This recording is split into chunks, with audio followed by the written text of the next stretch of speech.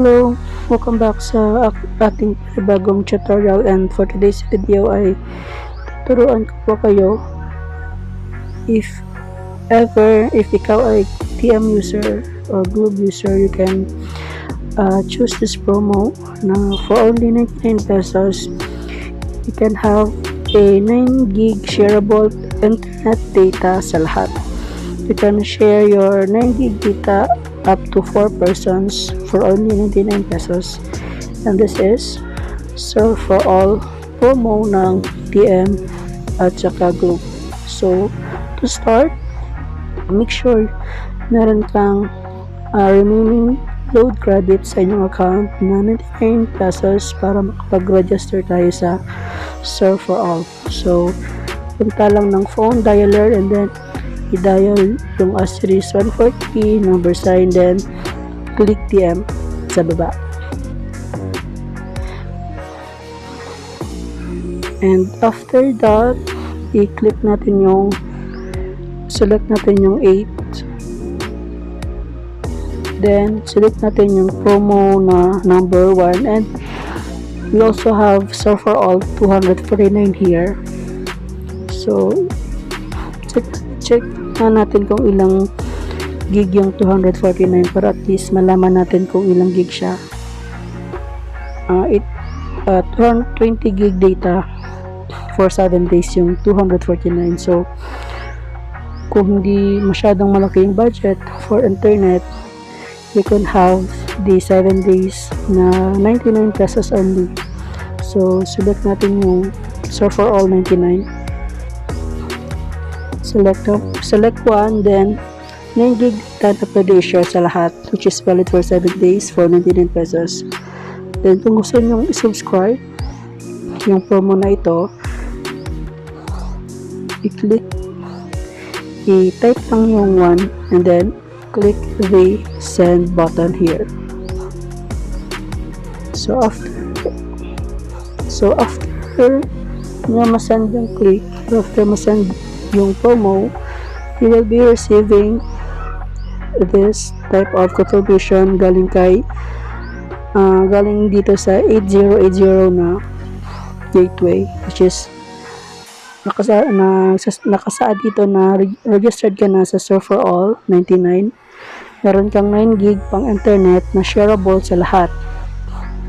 So dito nakalagay, para i-manage ang inyong group settings, i-dial ang asterisk 143 number sign at piliin ang serve for all. Maaaring mag-add o mag-remove ng members sa group. Pwede rin mag-set ng data limit sa bawat member ng group. Para i-check ang natirang group data balance, i-text ang data balance sa 8080. So ngayon, after natin mag-register sa serve for all 99, yung gagawin natin dito is mag-set tayo ng mag-add tayo ng members, either be your friend or your family members na pwedeng bigyan ng shareable data. So yung 9 gig na meron ka, pwede mo yun siya i-share sa iyong kakakilala, which is pwede kang mag-set ng 1 gig para sa kanya, 1 gig para sa kanila, 2 gig para sa kanila, 3 gig, and so on. So para gawin yon, balik tayo doon sa dialer and i-dial natin yung asterisk 140 number sign, then click TM.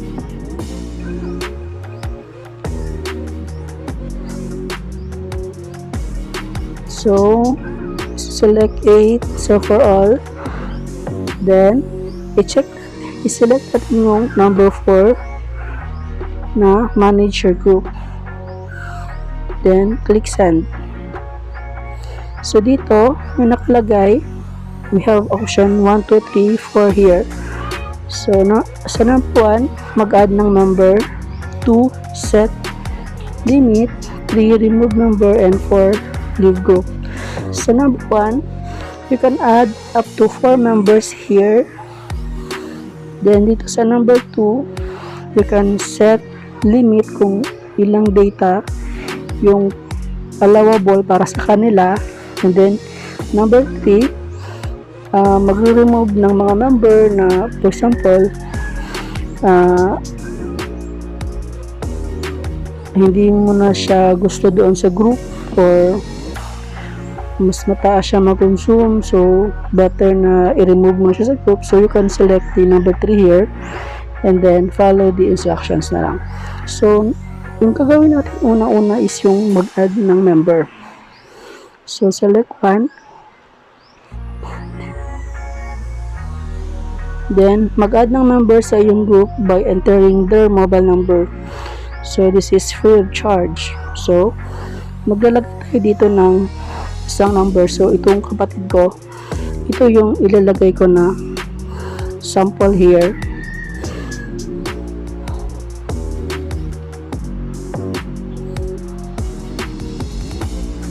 And then after that, click natin yung send. So after that, may mag-pop up dito na another confirmation. Gusto mo ba mag-add ng isa pang number sa group? So kung meron kang pwedeng i-add, gusto mo i-add, you can select number 1. So try ko din i-add yung isang number na isang number, yung isang data. So ko din bigyan ng data yung kapatid ko na isa para sabay sila.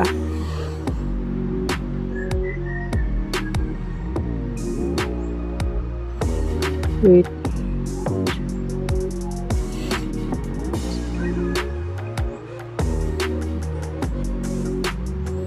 Ayan. After that, click natin yung send. So, if meron ka pang ibang idagdag, i-select lang yung 1, and then pag wala na, i-select lang yung 2, and then click send. And thank you. You will get the response via text shortly. So after that, may marireceive tayong text confirmation galing kay 8080 na nagsasabing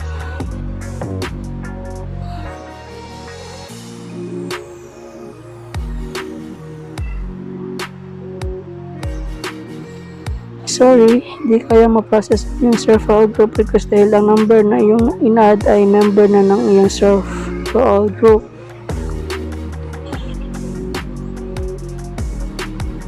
So, yan. Kung mag-add kayo ulit ng same number na nasa group nyo pa, ito yung lalabas na error, itong number 1. Yung unang in-enter ko ay yun yung number na na-add ko na before. So, hindi na siya pwedeng ma-add ulit kasi existing na siya. So, itong pangalawa, ito yung number ng ate ko. So, ito yung na-add na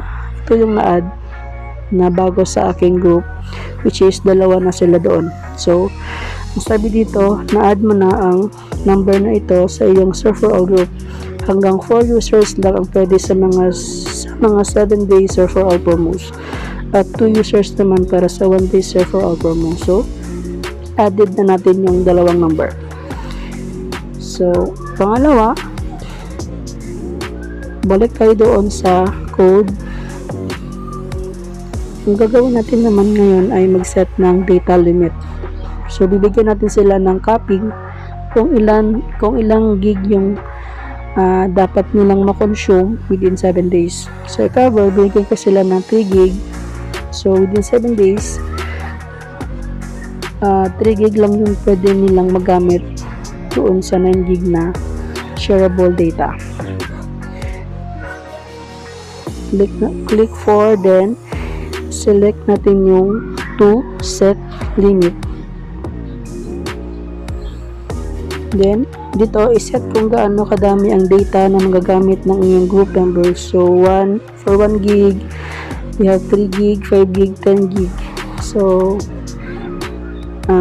select natin yung 2 for 3 gig. And then, iset ang 3 gig para sa iyong number. I-enter ang mobile number. So, i-enter natin yung number na kung saan gagamit ito ng 3 gig na data sa shareable data na 9 gig ko. So, enter natin yung number. then click send. Then got at set limit for another member. So we have you have the option here, another option if you want to add a data set limit for the new number. So if wala na, so select done, or if meron, select 1 for yes. So I will be selecting 2 here, which means wala na akong i-add na another member. So click send. Then you will be getting a confirmation from 080 that says naset na ang limit na 3 gig para sa numerong ito. Para i-check ang status ng iyong server or group at itaas ang set data limit ng user, i-dial ang series 142 number. So ayun na. So every time na, so within 7 days, yung number na ito ay makapag-consume lamang ng 3 gig doon sa promo na in-avail ko, which is yung server all na 99 pesos for 7 days na mayroong 9 gig. Then balik tayo doon sa settings, series 142 number sign. Then ngayon gagawin natin dito is magre-remove tayo ng number. So i-try kong i-remove yung unang number na existing na doon sa group members ko. Yan, 4. Then remove members, 3. Pause.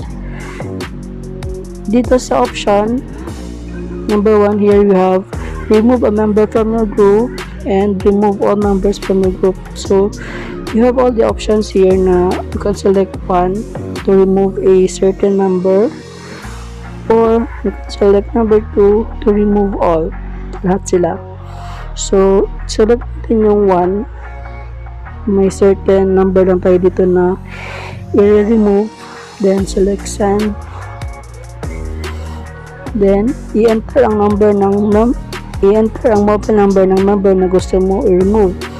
So i-enter ko dito yung number na i-remove ko sa group. Then after that, click natin yung send. So do you want to remove another member from the group? So if you want to remove another one, select the one here that corresponds to yes, and or 2 that says no. So select ko yung 2 dito. Then another text confirmation will be sent on my number galing kay 8080. Tayo na natin siya ng konti.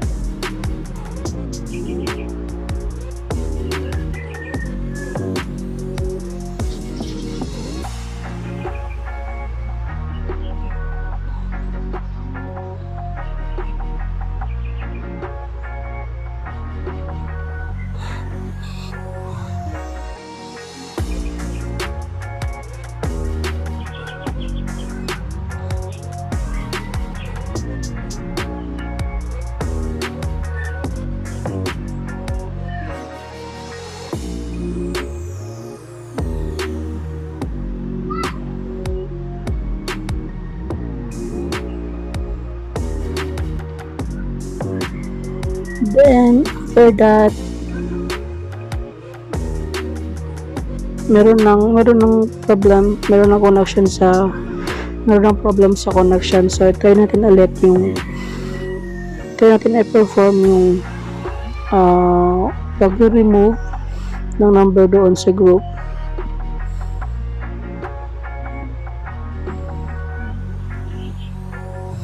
tapos remove number from a group, then remove a member from a group, tapos enter number,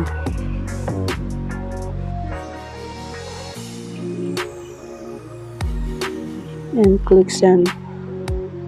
Do you want to remove another member? No.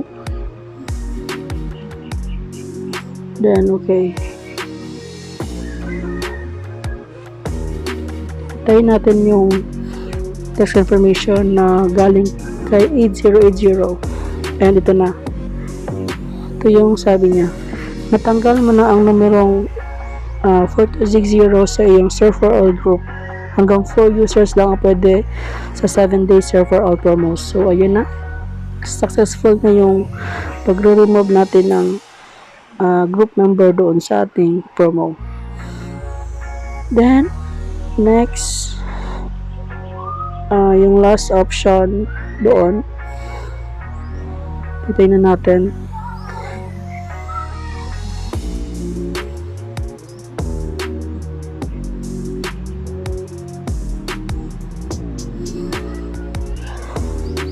So ayun, nag-add tayo ng member, check. Nag-set tayo ng limit kung ilang gig yung pwede nilang magamit, and then 3, remove member. So dito sa number 4, hayaan lang natin ito, since na hindi naman ito makaka-apekto, kasi ikaw naman yung basis ng option na ito.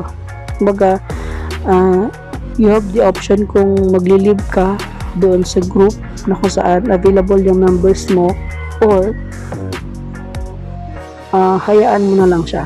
So back tayo dito, then ito yung pinaka-importante, yung 1, 2, and 3. So ako, ginagamit ko itong serve for all nung nag-start yung promo, and hanggang ngayon ay ginagamit ko siya. So yung kagandahan dito is you can share your data, lalo na pag may mga kapatid kang estudyante, may mga estudyante kang kapatid, or may mga taong urgent na nangangailangan ng data para makakonect sa internet. So you can share your data to them. You can be generous to them, you can be kind to them, then you can, yung maganda is you can share it up to 4 users, and then yung isa pa, hindi only yung paggamit nila if ever mag-connect sila sa'yo, mag-share sila sa'yo, kasi ikaw bilang isang main user ng promo na ito, you can set how many data they can use from your promo. So kung gusto mong bigyan sila ng 1 gig lang, 1 gig sa kanila, 1 gig sa isa, 1 gig sa pangalawa, so you can do it. So yun yung maganda. And if ever na natapos na yung kanilang request, halimbawa meron kang tinulungan, then gustong kumonect sa'yo, and then nag-share ka ng data, and if tapos na sila doon sa request nila, if for example ay pwede mo silang i-remove doon sa promo, which is after mo silang i-remove doon, hindi na sila pwedeng makapag-data doon sa promo na iyong pinagamit. Hindi na siya connected doon sa promo. So yun yung kagandahan. So I hope you like this video, and sana natulungan ko kayo. So kung nagustuhan nyo ang video na ito, huwag kalimutang i-like, mag-comment na din, and don't forget to subscribe and hit that notification bell button to get updated on my upcoming videos. Bye for now.